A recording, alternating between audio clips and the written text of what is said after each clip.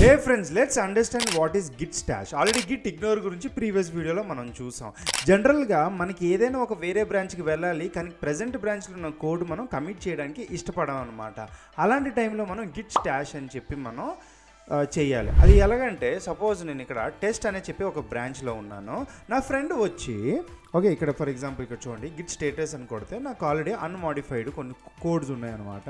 ఇది నేను నా ఫ్రెండ్ వచ్చి చెప్తాడు, అరే మాస్టర్లో నేను కోడ్ పెట్టాను, ఆ కోడ్ వెళ్ళి చూసుకోరా అని చెప్పి. సరే అని చెప్పి మాస్టర్కి వెళ్ళాలనుకుంటాను. అలాంటి సమయంలో చూడండి, your local changes to the following files would be overwritten by the checkout అని చెప్పి.